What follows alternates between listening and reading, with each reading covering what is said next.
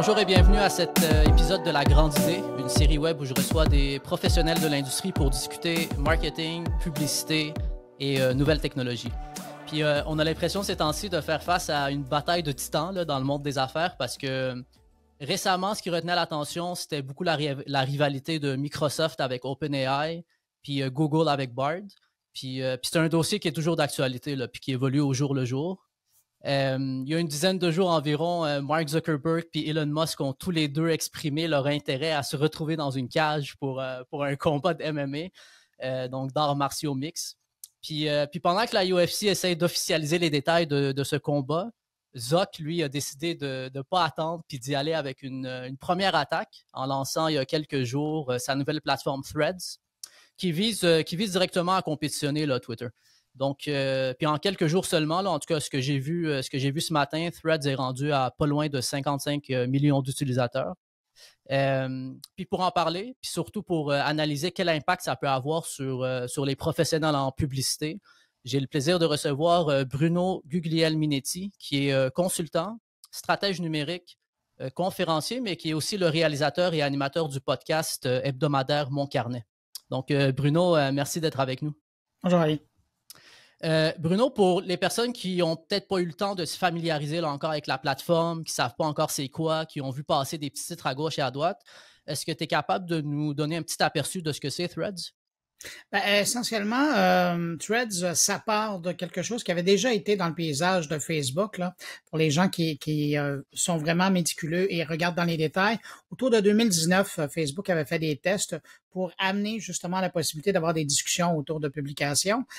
C'était disparu par la suite. En 2021, il y a eu une réapparition de la chose, puis c'est disparu aussi. Alors, c'était des tests qui étaient faits. Mais finalement, il faut croire que les gens de Meta ont compris qu'il y avait énormément de mécontentement du côté de Twitter et que peut-être c'était la bonne occasion pour offrir une alternative dans son écosystème aux gens qui étaient un peu désabusés des modifications, on va appeler ça comme ça, de l'univers de Twitter.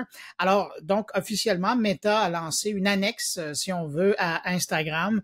Et donc, les utilisateurs d'Instagram peuvent maintenant utiliser une plateforme Threads qui permet de faire essentiellement ce que Twitter propose depuis plusieurs années maintenant, c'est-à-dire avoir des discussions dans lesquelles qui s'enchaînent et dans lesquelles on peut évidemment ajouter des images, des vidéos ou enfin des illustrations là pour illustrer nos propos. Somme toute, ça ressemble à ça. Puis en tout cas, ce sera un investissement qui aura probablement coûté moins que 44 milliards, là, comme l'acquisition de Musk. Ouais.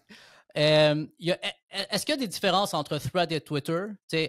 À date là, de ce que tu vois, est-ce qu'il y a des grandes différences? Est-ce qu'il y a des points de différenciation ou essentiellement, c'est pas mal une plateforme là, qui ne se distingue pas tant que ça? Je dirais que c'est sûr que pour les utilisateurs de base de Twitter, ce qu'ils vont voir sur Threads, c'est sensiblement la même chose. Sauf que, bon, peut-être que le format de publication est un peu plus généreux avec Threads. On parle de 500 caractères plutôt que de 280 dans la version de base, là. Si on est un utilisateur Twitter Blue, on est rendu à 10 000 caractères, donc on est vraiment ailleurs.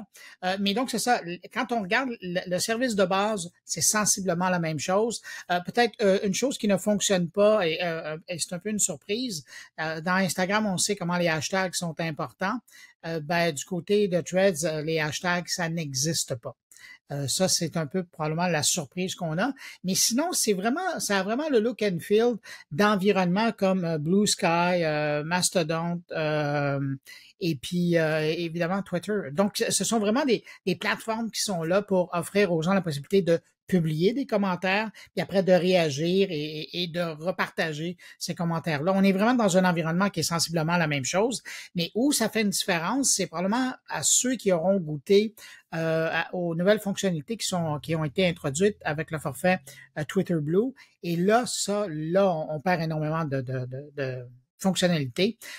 Simplement la possibilité de pouvoir éditer un tweet sur Twitter pendant 60 minutes, alors que sur Threads, une fois que c'est publié, c'est publié. Si vous voulez corriger quelque chose, vous devez l'effacer et puis rédiger autre chose. La publication de contenu vidéo aussi, ou sur Twitter maintenant, on peut mettre du long format. du très long format, ce qui commence même à faire office une belle plateforme pour faire du piratage de contenu. Ben, sur Threads, là, on est encore dans le très court format. Alors, mais tranquillement, pas vite, bon, on était au balbutiement de cette plateforme-là, même s'il y a plus de 50 millions de gens qui ont décidé de l'utiliser, en tout cas de donner une chance. Mais on peut penser que ça va évoluer au fil des mois à venir. Puis effectivement, le volet hashtag, moi, c'est quelque chose qui m'a beaucoup surpris. Là. J'ai commencé à m'amuser beaucoup avec l'application hier. Puis ça, en tout cas, à voir là, si ça va être intégré bientôt ou pas. Mais effectivement, j'ai trouvé ça un peu étrange. Ce que j'ai trouvé bien, par contre, là, c'est que j'ai trouvé que la transition d'Instagram vers Threads, très, très fluide. La création de compte se fait de manière vraiment facile. Et ça, c'est probablement l'élément, puis c'est bien que tu le ramènes parce que c'est probablement l'élément gagnant qui va faire et qui fait déjà que tu vois, tu as quand même 50 millions d'utilisateurs. C'est que si on compare, c'est un peu ça que je racontais hier dans les médias, si on compare ce qu'on a comme facilité d'expérience, parce que c'est Instagram et que aussitôt qu'on ouvre son compte, on nous offre de faire passer nos abonnés Instagram dans l'environnement de Threads. Ben, du jour au lendemain, là, rapidement, on se retrouve avec du contenu qui nous intéresse, parce qu'évidemment, on s'est abonné à des comptes qui nous intéressaient sur Instagram, mais pour les francophones, par exemple, on se retrouve avec du contenu francophone, ce qui n'est pas du tout le cas sur Blue Sky ou Mastodon, où on part à zéro. Il faut se reconstruire une communauté et ceux qu'on suit sont pas nécessairement là. Tandis que depuis le temps qu'Instagram existe, c'est devenu une plateforme incontournable pour les marques, pour les politiques, les personnalités, les créateurs. Et donc, ben, de facto, ces gens-là sont là. Alors, on les retrouve très rapidement dans Threads et c'est probablement le gros avantage qui fait que les gens se sentent, en guillemets, bien ou mieux chez Threads que chez Blue Sky qui est toujours sous invitation, là, il faut le mentionner, ou Mastodon, qui est pas mal plus complexe là, à organiser au départ dans les paramètres. C'est vrai qu'il y a une certaine familiarité là, avec la plateforme, puis c'est ça, la fluidité de passer d'un compte à l'autre, là, c'est quand même assez impressionnant. Fait que, en tout cas, l'équipe expérience utilisateur a fait une bonne job là-dessus, ça c'est certain. Tu as parlé de marque un peu, que ça soit marque ou créateur de contenu ou annonceur. Dis-moi, qu'est-ce que l'arrivée de Threads signifie, puis qu'est-ce qu'on devrait faire aujourd'hui là, comme chef de marque ou comme directeur marketing? Ouais, ben, ça signifie une nouvelle plateforme. Hein? Et tant qu'on voit pas où ça s'en va, moi je te dirais qu'il faut le regarder, il faut faire des tests. C'est drôle parce que à la blague, je testais les eaux puis j'envoyais des hameçons. Je veux pas dire que c'est des poissons aux gens à qui je m'adressais, mais je posais des questions en disant est-ce que vous allez débarquer, est-ce que vous allez être présent? Et je pensais notamment aux médias. Parce que parallèlement là, à la discussion qu'on a sur Threads, on se cache pas la tête dans le sable. Il y a toute une autre grosse discussion qui se passe à côté par rapport au gouvernement canadien, les médias et Meta. Et là, ben, quand on se retrouve avec un Threads qui est là, on peut se demander est-ce que les médias vont débarquer là? Et donc vont amener du contenu. Probablement que tout le monde a un peu peur d'aller se mettre les pieds là parce que qu'est-ce qu'on va faire avec ça après? Mais de l'autre côté, les marques sont déjà là. Je regardais des grandes marques internationales sont là. Il y a des petits joueurs qui sont là. Et puis, je trouve ça intéressant. Mais c'est sûr que comme responsable de l'image d'une entreprise, c'est sûr qu'il faut aller voir. Il faut aller voir qui est là, qui dans notre écosystème est là, qui sont les gens qui sont de près ou de loin affiliés à notre monde sont présents. Si on n'est pas prêt à y aller, au moins de voir ce qui est présent dans l'écosystème qui peut être d'intérêt pour nous, simplement pour faire de la veille, mais aussi se préparer. Puis vous allez voir, hein, on a tellement maintenant d'expérience avec la publication sur Instagram. C'est un peu comme, tu sais, la marche est beaucoup moins haute que quand TikTok est arrivé et que là tout le monde s'est dit qu'est-ce qu'on fait avec ça, on n'est pas prêt. Ben là, on parle pas d'une marche comme ça, là. C'est presque du rétro-pédalage, où là, on parle de texte, d'images. On est très près de ce qu'on faisait dans le temps avec Facebook et puis encore récemment avec Twitter. Donc, pour les marques, ça va vraiment être de planifier leur stratégie et de rajouter une colonne et de dire que ben, il faut être là parce que si aujourd'hui, 48 heures plus tard, il y a 50 millions de gens, sachant qu'Instagram, c'est 2,3 milliards d'utilisateurs, mettons qu'il y a encore pas mal de potentiel et que le 100 millions devrait être bientôt franchi. Puis moi, quand je regarde les utilisateurs au Québec, au Canada, Il y a beaucoup de monde qui est là. Alors, je me dis qu'il y a tout un public à aller rejoindre. Puis bon, tout le monde aime ça, être là au début de la parade. Alors, c'est peut-être une belle occasion pour penser à quelque chose. Puis en tout cas, ça va être intéressant de voir si c'est un phénomène qui est éphémère ou pas. Là. Tu sais, moi, je me souviens un peu de Google Plus dans le temps qui a fait Ouais. beaucoup de bruit, puis finalement, ça a disparu. Fait en tout cas, ça, c'est un dossier qui est à suivre, puis je suis bien curieux de voir où est-ce qu'on va s'en aller. Mais je Euh, mettrais plus un 50 $ sur Trends que sur Google+. je Mais suis sauf d'accord que avec toi. Google+, l'avantage qu'il y avait, même si c'était pas populaire, stratégiquement, c'était un excellent outil pour le SEO. Hein. Moi, je me souviens de campagnes d'images pour des marques, pour des individus, où c'était formidable parce que l'impact qu'on avait en utilisant Google+, de façon stratégique, pouvait changer la donne sur le référencement sur Google. Et donc, ça avait son intérêt, mais presque uniquement pour les professionnels qui savaient l'utiliser, parce que pour monsieur et madame tout le monde, il n'y avait pas grand-chose là. Effectivement. Bruno, on sait souvent que la diffusion de contenu sur les plateformes de réseaux sociaux, c'est un peu basé sur l'offre et la demande. Là. Moi, c'est un peu comme ça que j'aime le voir. Donc, moins il y a d'utilisateurs, de créateurs de contenu, plus c'est facile d'avoir une portée organique. Plus il y a des utilisateurs, plus il y a du volume de contenu, plus j'imagine l'algorithme va commencer à limiter là, notre portée puis nous forcer à mettre un budget publicitaire pour atteindre l'audience. C'était le cas avec Facebook, je pense, c'est autour de 2010, avec TikTok il y a 1 an ou 2. Fait que, est-ce que selon toi, c'est le moment pour une marque d'y aller all-in pendant que c'est facile et moins cher de pomper du contenu puis d'essayer de monter une audience le plus rapidement possible? Ah ben exactement. C'est probablement le conseil à donner à l'heure actuelle. C'est que là, on peut fonctionner avec l'organique. On fait partie des premiers qui sont arrivés. Je le regarde, tu sais, moi, je donne toujours l'exemple de mon fameux compte Twitter où je suis au-dessus de 80 000, mais c'est parce que très tôt, j'ai été là.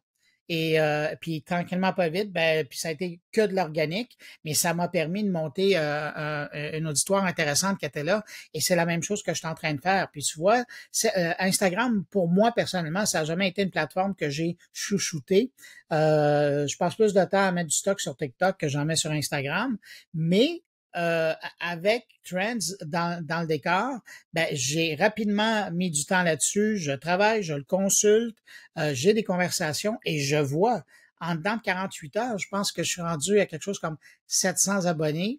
Puis c'est juste de l'organique là, c'est pas, j'ai pas fait une grosse campagne, puis j'ai pas fait de concours. Tu sais, mais on voit que, et puis c'est important le fait que t'amènes, d'être présent au début, comme il y a peu de joueurs, il y en a, mais comme il y en a peu, ben c'est évidemment les gens qui se démarquent le plus dans chacun des domaines respectifs qui vont aller chercher un abonnement. Puis évidemment, ben on le sait, hein, c'est un peu comme la publicité, là, and so on, and so on, and so on, ça se répète ad vitam aeternam. Puis je sais que là, c'est très, très récent, là, mais je peux pas m'empêcher de parler d'algorithme au moins un peu. Ouais. Est-ce qu'on commence à avoir une idée de quel type de contenu est le plus susceptible d'être partagé, lu, des interactions? Est-ce que c'est du texte seul? Est-ce que c'est des images, de la vidéo?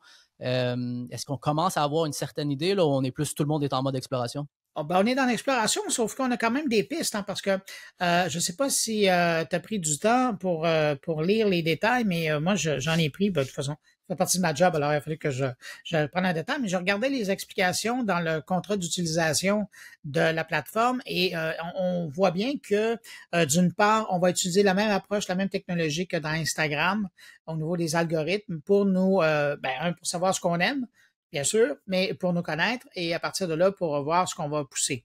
Tu sais, chez Instagram, maintenant, on est autour de, puis un petit peu plus que 30% de contenu auquel on n'est pas abonné qu'on reçoit là, dans le visage. Ça, c'est en réaction au phénomène de TikTok. Ben, c'est sûr que sur Threads, on va avoir le même genre de contenu qui va arriver, toujours basé, parce qu'ils sont en train de nous connaître, hein, de nous découvrir. Ce que j'entendais, ce que je voyais mentionner dans des discussions aux États-Unis, c'est qu'il y a bien des gens qui disaient, ben moi, je veux faire une différence entre je vais dire mon persona sur Threads et sur Instagram. J'y vais pas pour les mêmes raisons. Et ça, je pense que ça va être entendu très rapidement du côté de Meta, c'est-à-dire que les gens iront pas pour les mêmes raisons, les besoins seront pas les mêmes et l'utilisation sera différente. Alors, on va devoir avoir une modification au niveau de l'algorithme et ça, j'ai l'impression que ils vont s'en rendre compte et comme les intelligences artificielles sont assez perspicaces, Je pense qu'à un moment donné, il y a une petite lumière qui est très bientôt, une petite lumière qui va allumer puis en disant, OK, là, il y a quelque chose de particulier qui se passe et on devrait ajuster les algorithmes pour répondre à cette expérience-là propre à une discussion de texte. Mais c'est sûr qu'à l'heure actuelle, ce qui fonctionne bien, évidemment, parce que la plateforme est faite pour des échanges, ça va être du texte, ça va être des conversations qui ont énormément de réponses, de vie, d'engagement. Ça, c'est ce qui va marcher. Mais à la base, si on met ça dans un contexte d'Instagram, c'est la même chose. Une publication qui a de l'engagement, elle va toujours faire mieux, entre guillemets, organiquement dans le peu qu'elle peut faire organiquement maintenant, là, mais elle va quand même se démarquer d'une publication qui n'a aucun tirant. Alors, ça va être la même chose sur Threads avec la portée, avec l'engagement. Mais je trouve que c'est vraiment un bon conseil que tu as donné au niveau de, tu sais, la psychologie utilisateur est vraiment différente Oui. sur Instagram et Twitter. Fait que forcément, elle va être différente sur Instagram et Threads. Fait que d'où, je pense, l'importance pour les marques là, de ne pas faire du copier-coller là, sur les deux plateformes, Non, mais non, non, vraiment non, d'avoir non. une réflexion stratégique. Ouais. Et c'est pour ça que moi, c'est vraiment, tu sais, moi, j'ai toujours été dans l'approche de la pollinisation mais il faut adapter selon les plateformes. Puis ça, c'est encore un autre exercice. Et il y a des gens qui vont devoir se gratter le fond de coco pour arriver à bien saisir c'est quoi le langage qui est utilisé sur cette plateforme-là. Parce qu'effectivement, tu sais, juste de mettre une image ou une vidéo, ça va pas faire l'affaire, là. On cherche à engager des discussions. Puis de l'autre côté, tu sais, moi je regarde, parce que je vois tout le temps les gens d'Instagram derrière ça, ils ont mis en place des processus aussi sévères que sur la plateforme Instagram par rapport au contenu qu'on fait. Et je voyais, il y a des gens, parce que là, pour le moment, on sent que c'est encore bienveillant, il n'y a pas trop de trolls et il n'y a pas trop de bêtises qui se promènent comparativement à d'autres endroits que je nommerai pas, mais qu'on imagine. Mais j'en ai vu passer un et très rapidement, il y a un flag qui est parti et la publication a été retirée. Alors, je me suis dit, wow, ils sont vraiment aux aguets pour s'assurer qu'il y a une... Alors, s'ils sont autant aux aguets par rapport aux propos qui pourraient être discutables, j'imagine qu'ils vont être sensibles par rapport à l'expérience d'utilisateur et à la psychologie de l'utilisateur. Ouais, ben, en tout cas, on peut s'attendre à ce qu'ils apprennent des erreurs des autres. Oui. Mais en tout cas, on verra quand les centaines de millions d'utilisateurs seront présents, là, si ça se maintient ainsi. Et tu sais, Twitter, c'est pas dur à battre, hein, parce qu'on est autour de quoi? C'est 350 millions? Les Autour de derniers ça, chiffres ouais. que j'ai en tête, là. Alors, à la vitesse où ça va, là, probablement que d'ici quelques jours, ils vont avoir le 100 millions et ça va grimper. Puis peut-être une bataille légale, là. On a vu Oui. les articles ce matin là, qui sont Ouais, mais sortis j'ai hâte à de ce voir sujet-là. la plaidoirie parce que moi, j'ai vu la lettre elle est publique, là, elle a été publiée et l'argumentaire est pas tellement fort. Tu sais. Puis il faut savoir quand même que c'est quand même quand on accuse Zuckerberg d'avoir fait du maraudage et d'avoir été chercher des gens, c'est quand même Elon Musk qui les a sagrés à la porte. Et ces gens-là cherchaient des emplois. Puis, comme je le disais, puis c'est important de le savoir, ça, la technologie qui est derrière et le UX qui est utilisé, ça a été testé en 2019, ça a été testé en 2021. Alors, il y a personne qui va pouvoir dire, ben oui, mais c'est copié de Twitter. Non, parce qu'on l'a déjà vu. Moi, je me souviens de l'avoir déjà vu, d'avoir dit, ah, quand même, il y a quelque chose qui est en train d'être fait. Alors, c'est pas, il y a une partie de la roue qui a été réinventée, là. Mais en tout cas, Musk, c'est un gars qui s'essaie en général. Là. Je pense qu'on se rappelle quand il a essayé de sortir de la transaction de Twitter. Mais je nous ramène plus d'un point de vue technique. Juste si on veut donner un overview là, à l'audience de ce qu'on peut et ne peut pas faire sur Threads, que ce soit au niveau limite de caractères, nombre de photos, la durée des vidéos. Tantôt, tu as parlé des hashtags qui ne sont pas encore disponibles. Est-ce qu'on peut mettre des liens cliquables? Peux-tu nous donner un petit aperçu là, de ce qu'on peut et ne peut pas faire?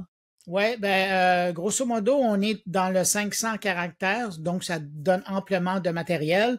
On peut faire de l'hyperlien et ça sort vraiment bien avec d'autres plateformes. Même on peut, moi je l'ai fait dans mes publications, un hyperlien qui donnait à quelque chose qui était publié sur Twitter. Et ça sort super bien, quand même. Hein. Intéressant. Ouais. Fallait y penser. Donc, c'est ça. Puis au niveau des photos, j'ai fait des tests. J'ai été capable capable une seule fois, et ça, je n'ai pas compris encore pourquoi, mais j'ai pas réessayé, mais j'ai été capable de publier, c'est des courtes vidéos, on est dans le quelques minutes, là, on n'est pas long, mais au niveau des images, j'étais capable de publier une image, mais j'étais pas capable de publier deux images. Hmm. Et j'ai l'impression qu'on Ouais, c'est étrange, ça. C'est Ouais, étrange parce que moi, dans ce que j'ai lu, ça disait jusqu'à 10, mais peut-être qu'il y a ouais, encore des petits glitches techniques, là. exactement. Puis ils l'ont dit, hein, c'est pour ça que ils sont encore à fine-tuner des choses. Mais c'est ça. Moi, de ce que j'avais dans le livre et dans l'information qu'ils donnent là, je voyais que c'était possible de mettre presque un carrousel, là, un peu comme LinkedIn propose. Mais Ouais. moi, j'ai essayé puis ça donnait pas ça. Puis les liens, si j'ai trouvé ça intéressant aussi, effectivement, le preview qu'on te donne, il est bien fait. C'est une des meilleures expériences que j'ai vues jusqu'à maintenant. Toutes plateformes confondues, là, c'est bien, j'allais dire embeddé ou encastré, là. Ouais. L'expérience et tant mieux que quelqu'un y ait pensé parce que on se retrouve des fois avec des affaires assez laides quand on se promène. Pour le même contenu qu'on essaye d'adapter, là, c'est assez laid d'une plateforme à l'autre. Puis c'est difficile de parler d'une plateforme réseaux sociaux sans parler de publicité.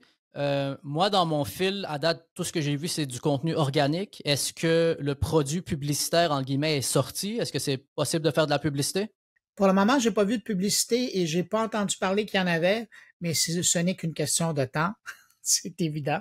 Et puis il y a même pas, il y a pas encore d'outils pour pousser ces publications, là, comme on en a sur d'autres plateformes de la famille Meta, mais c'est une question de temps aussi. Je pense que on veut installer un look and feel qui est intéressant, une expérience d'utilisation qui est rafraîchissante et peut-être aussi un peu rassurante.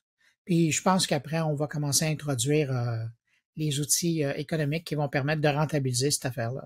Ben, quelqu'un qui se sent quelqu'un qui se sent épuisé, probablement qu'il aurait besoin d'avoir un peu de lecture, mais surtout de se reculer pour essayer de voir. Tu sais, moi, je reviens toujours à ça de temps en temps quand je travaillais avec des clients. Je disais, tu sais, les réseaux sociaux puis l'Internet en général, là, c'est pas une planète à part du reste des communications d'une organisation. Ça s'intègre dans un plan de com, ça s'intègre dans un échéancier. Puis à partir de là, ben, faut voir qu'est-ce qu'on priorise. Puis quand on fait une communication, une stratégie de communication, on décide de canaux qu'on va utiliser. Ben, c'est la même chose pour les réseaux sociaux. Et le fait qu'on en ajoute un, ben, ça va peut-être nous donner des opportunités pour faire des choses différentes. Mais à un moment donné, il ne faut pas s'éparpiller non plus de crainte de manquer le bateau. Alors, moi, je dirais, informez-vous. Prenez du temps pour lire, parlez avec des gens qui y passent du temps. Prenez du temps pour aller voir, faire un tour pour voir et puis chercher dans votre domaine ce qu'il y a de pertinent. Puis après, ça vous donnera une idée probablement de ce que vous pourriez faire. Mais on s'entend, tu sais, il y a tellement de plateformes et Trends est au début. C'est pas encore la plateforme qui va rejoindre le plus de gens. Alors, il y a encore d'autres plateformes qui sont beaucoup plus efficaces aujourd'hui pour faire des campagnes dans lesquelles on va investir. On est au début de quelque chose et il faudra voir si, un peu comme tu le disais tout à l'heure, là, si ça tient la route et la confiance que les utilisateurs accordent à cette plateforme-là. Bon, en tout cas, moi, je prends en note, Bruno, dit qu'en ce moment, il y a une opportunité. Tu sais, c'est une nouvelle plateforme. Si on se lance maintenant, la portée organique est beaucoup plus grande. Fait que si on a la possibilité de le faire, allons-y. Puis de ne pas oublier la psychologie d'utilisateur, comme quoi que c'est un environnement qui est différent, le type de contenu doit être adapté. Est-ce que tu as un dernier conseil ou un dernier mot à donner avant qu'on se quitte? Allez l'essayer. C'est la meilleure chose qu'on peut faire. Mais gardez en tête, par exemple, hein, puis ça, c'est un petit conseil, puis c'est important de le dire, ce compte-là que vous allez ouvrir sur Threads, il est lié à votre compte Instagram. Et si vous décidez de fermer votre compte Threads, ben, vous risquez de fermer votre compte Instagram. Vous êtes un peu attaché une fois que vous le faites. Alors, si vous voulez avoir cette liberté-là de cacher tout passage sur ce réseau-là, créez-vous un compte B d'Instagram. Et puis, comme ça, vous n'aurez pas de souci. Vous pourrez fermer les deux sans avoir d'impact sur le compte principal d'Instagram de l'organisation. Un grand merci, Bruno. Un grand merci. On va suivre ce dossier-là de près. Puis j'ai bien hâte de voir l'évolution de la plateforme dans les prochaines semaines. Merci de l'invitation. Au revoir.